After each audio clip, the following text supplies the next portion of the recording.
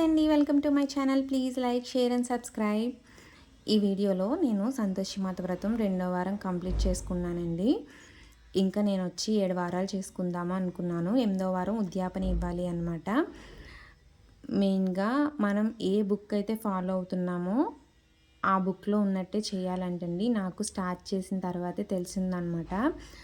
ఇంకా నేను వ్రతం చేద్దాము అనుకున్నప్పుడు దీని నియమ నిబంధనలు అనేవి తెలుసుకుందామని చెప్పి ఆ పంతులు గారిని అడిగాను. ఇంకా యూట్యూబ్లో కూడా చూశానన్నమాట.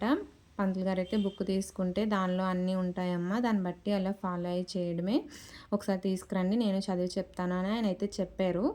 ఫోన్లో ఏంటంటే కొన్ని వీడియోస్లో 7 అబ్బాయిలని, ఒక అమ్మాయిని, ఇంకో దానిలో 8 మంది అమ్మాయిలు అనేసి ఉందన్నమాట. అంటే వాళ్ళ ఏ బుక్ వాళ్ళకి దగ్గర ఉంది ఆ బుక్ ద్వారానే ఫాలో అవుతారనమాట. ఏదైనా మనం ఏది చదువుకున్నామో ఇంకా అలాగే చేయాలన్నమాట. ఏదైనా అమ్మవారికే చెందుతుంది కదా. ఇంకా నైవేద్యం పెట్టేటప్పుడు కూడా కొన్ని బుక్స్లో 3 భాగాలు చేయాలి నైవేద్యాన్ని అని ఉందంటండి. కొన్ని వీడియోస్లో చూశాను నేను. ఇంకా నేను చదివిన బుక్లో అలా ఏమీ లేదనమాట. అమ్మవారికి వేపుడు శనగపప్పు, బెల్లం ఫస్ట్ నైవేద్యం, అది ఉంటే సరిపోతుందన్నమాట. మిగతావన్నీ మన ఓపిక అనమాట, ఏమైనా చేసుకోవచ్చు, కానీ తీపి పదార్థాలు మాత్రమే అనమాట. ఇంకా పసుపు వినాయకుడిని, గౌరీదేవిని కూడా చేసుకుని వాటికి కూడా ముందు పూజ చేసుకోవాలి. వాటికి కూడా తాంబూలం సమర్పించి తర్వాత కలశ పూజ చేసుకుని పట్టుదారంతో 31 పోగులు వేసుకుని 21 ముళ్ళు వేసుకుని ఆ దారాన్ని కలశం మీద వేసుకొని పూజ చేసుకోవాలండి. కథ అయిపోయిన తర్వాత మన చేతికి కట్టేసుకుని మనం అమ్మవారి పీఠం కదుపుతాం కదా, అప్పుడు తోరణం అయితే తీసేయాలన్నమాట.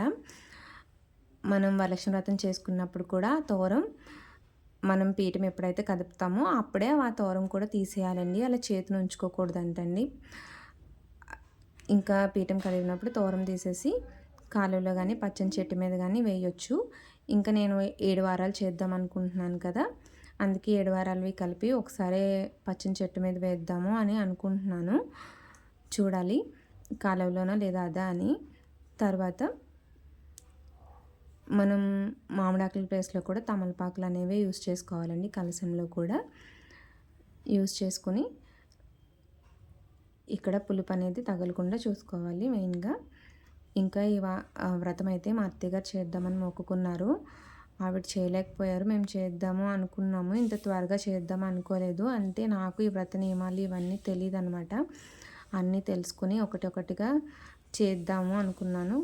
కానీ అమ్మవారి దయ వల్ల ఇంట్లో పరిస్థితులన్నీ త్వరగా చక్కబడతాయని చెయ్యాలనిపించింది అనమాట. ఇంకా వరలక్ష్మి వ్రతంతో పాటు లాస్ట్ వీకే స్టార్ట్ చేశాను.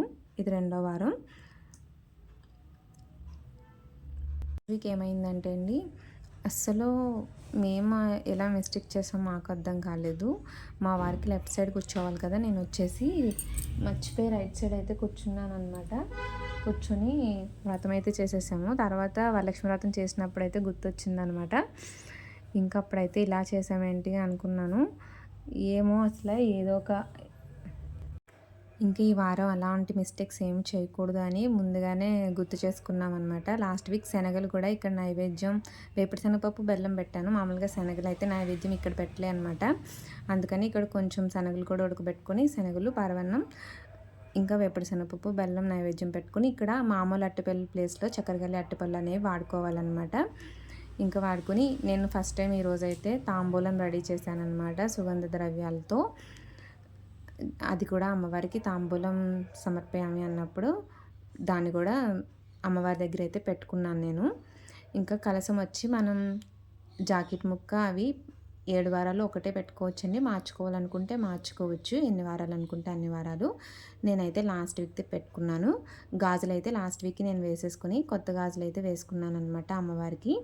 ఇంకా బంగారం వచ్చి ఆవుపాలతో శుద్ధి చేసుకుని అది కూడా వరలక్ష్మి వ్రతం వినాయక చవితి టైంలో కూడా మా అత్తగారు ఇలాగే వేసేవాళ్ళు. నేను కూడా ఇంక ఈ పూజకు కూడా అలాగే వేసుకున్నాను అనమాట.